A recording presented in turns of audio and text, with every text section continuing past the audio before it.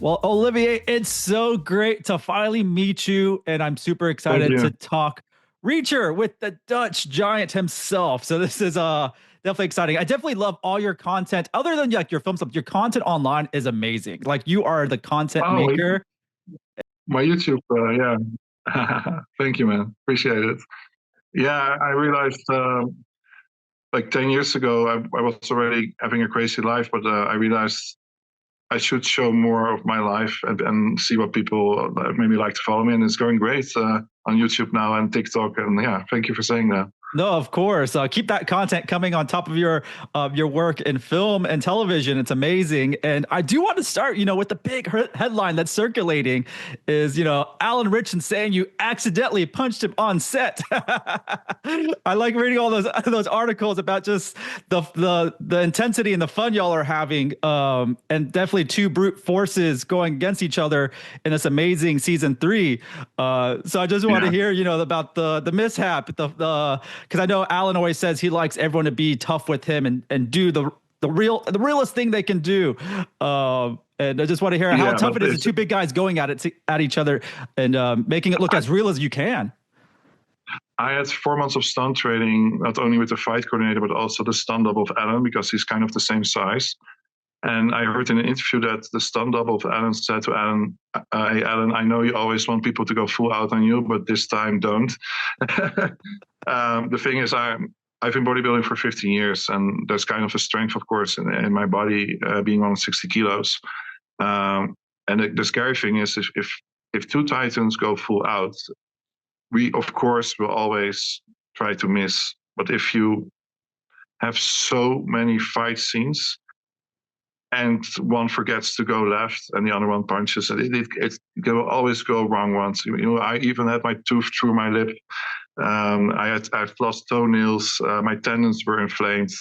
That's just the thing when you're so strong and big, the injury chance will also increase. And at the end of the battle, we were standing on a bridge with the last scene. And Alan and me hugged each other like, hey, we both said it was the most toughest thing we have ever done. With the 4 months of stunt training and all the night shoots, we were so happy that but we did it, we finished it. And yeah, the crazy thing is that when I signed up for Reacher, I signed up for the acting scenes because I loved that my character was a build-up. And of course, I knew that it was going to be a fight, but they didn't tell me how big of a fight it was. But I'm sure I didn't know what I was signing up for, but I'm happy at the end that I did. Yeah, I think everyone's happy that you're in this. Everyone was anticipating who's playing Paulie, and they were so excited when they saw, those pictures be released before the season's coming out soon. They were just stoked. They're like, that is who we thought Paulie's gonna look like, and Alan's in trouble. Reacher's in trouble, bet against someone like you, which is super amazing. I'm sure Alan takes it like a champ. Or did you see oh no moments in his eyes when y'all are doing a lot of the stunt work? Because, like I said, Oh no, y'all are two titans. Alan is so diehard. He knows he's such a professional. He knows I can heal from this. So suck up the pain. Let's do it. That's the attitude we had. I mean, there's of course a limit where you can push the body through, but it's very high. Your body sometimes aches more than it's really damaged because almost everything in the body will heal in 3 months, and we both realized that. Okay, we might be broken now. But we know that the 240 countries are going to see this, and we can't stop. There's this season cost. I looked it up online. I found somewhere under 10 million for this season. It has to have the best end battle ever, and I hope we gave people that. But if you're asking, was that without sacrifice? No, there was a lot of sacrifices. Broken toenails, inflamed tendons, tooth through lips, blue scars, and headaches, concussions. We had it all. We had it all. No, I love it. Y'all are two physical guys, but also very passionate about this. And that's what you can see with the scenes between y'all. And I want to know, what's the trick, though, selling a fight when there is a size difference, right? Because it's sometimes hard, but obviously both of y'all are titans in y'all's own way. But everything that y'all did together definitely you sold it. Well, it was interesting for the fight coordinator to meet me because he never head of giant learn how to fight. That's very rare. But the thing is, the bigger you are, the slower you look on camera because you're such a mass. So he first explained to me that every move Paulie makes needs to be a killer move, meaning that if it would hit, Richter would die. Which made sense because if I attack with that kind of speed, then it looks the right speed on screen. But it was seriously, every punch was full out for me. And that's also with injuries, of course, your tendons at some point don't like that anymore. But that was the first thing they taught me. And fighting on screen is very different than in real life. You do the big hooks, but in real life you do the short hooks because you don't want to be too open. But big hooks look way cooler on screen, of course. So when I have a lot of kickboxing experience, and you have your hands close to your face. And if I go, no, people want to see your face, okay. It's totally different and different the fighting style I had to learn. Yeah, I mean, you pulled it off amazingly. I mean, I know you had, a stunt choreographer, but did you have any input as well on Paulie's movements? How did he kind of walk and also kind of, some of his mannerisms? The preparation was great because they found Carl, who, for example, played the fight scenes of Venom, but also of... what's the evil guy from Marvel again? The orange who snaps his finger, Thanos. So that's an ex-basketball player who they brought in to figure out how the fight should be as a giant. So when I came in, the choreography was already done, and I only had to learn it. So that was awesome of them that somebody took care of that already. Yeah, I just love everything that you bring to the show. The whole cast is great, but including you're definitely showing off a lot of your capabilities that we haven't seen in the past from you. So I'm super excited, like what's happening for you and your future projects and stuff like that.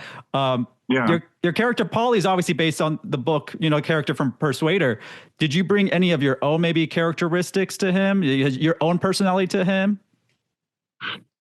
Yeah. I think the self-esteem that a giant has as Paulie, I brought my own giantism into him. If you have, what's his name, David Davino, the short, you have actors who are shorter and always super hyped and that kind of stuff. But as a giant living through this world, I realized that Paulie is calm. David DeVito. Danny DeVito, sorry for that. It's a totally different character. And being myself, but then psychotic, not okay because I cut off ears and stuff. It's a combination of not playing myself, but also a little bit myself as being a confident giant. No, that makes so much sense. And that's what I liked about you being Paulie. I thought you were the perfect choice to play this amazing Titan character and really challenging Reacher and really elevated the show, especially season 3. I think, first 2 seasons are great, but like this is elevated to a whole different level. And that's thanks to you, but also a great cast. So I have to ask about some of your scenes with Anthony Michael Hall. Were you a big fan of his before you got the part? Because I definitely grew up a big fan of his. Yeah. No, I have to say his best work was a generation before me. Of course, I know his name and face, but before I went to set, I've seen one of his best movies. And the thing is that, but also with Brian T, I've seen them acting for a year. And some people in Holland asked me, "But how can you act here? Did you have acting school?" I said, "No, I watched these people on set and I work with them. It's the best acting course I could ever have." Because some people say, "Yeah, you can learn from how they are on Netflix and see how they're acting." That's so different when you're next to them in real life and see how they act through the cameras. And they do a scene like 20 times because they have different angles and I can see what he changes. And I was such an observatory tower there. And I sucked all of their skills into me, I hope, for the next things I'm going to do. I do want to ask, you're a part of a lot of great movies, but one I think in particular is one of the biggest franchises, Indiana Jones, right? So you're part of that amazing film franchise. So what was the most memorable part of being part of that iconic Harrison Ford film franchise? Well, I had to choose between I can't say the title, a movie and Indiana Jones. And we made the decision very quickly. It has to be Indiana Jones because that movie is still going to be 100, 200 years later viewed on Disney Plus. So you're in such an iconic movie, you will be forever stored in the human history. So that was the first thing I was so happy about working. And then you get on set and you work with Harrison Ford. And the greatest thing was meeting him for the first time. They were filming the Nazi train scene and he was coming off. And I was like, hey, I'm the giant that's going to follow you or chase you throughout the movie. And he kept being in his role and he looked up and he said, I quit. And he walked off, and later he was in his normal clothes and we met and we talked and the whole set was laughing so hard.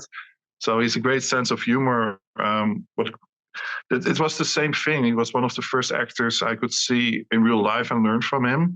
I had a lot of talks with him, also about his injuries and how he handled it. And one thing I also remember, sorry, I forgot. Oh yeah, that's how he is on set. For example, the New York scenes, there were like 300 extras dressed up as New York citizens. And during the scenes, he would not take a break in the green room. He would walk up to people and take pictures and talk to them. He's and while being 79 years old, it was a great experience. I literally can't say a bad word about anyone on Indiana Jones, all the actors. Well, I've been also with him for because of COVID almost a year. Yeah. Yeah, that's a great movie. You picked some really great, projects to be part of, and I think you are also a student of this art form. And I can tell how much you're taking this seriously and really wanting to excel and be part of some great projects. So you definitely have a lot of great choices ahead of you for sure. Lastly, I do want to ask you this: if you could play a superhero or villain in a major franchise, who would be your top pick?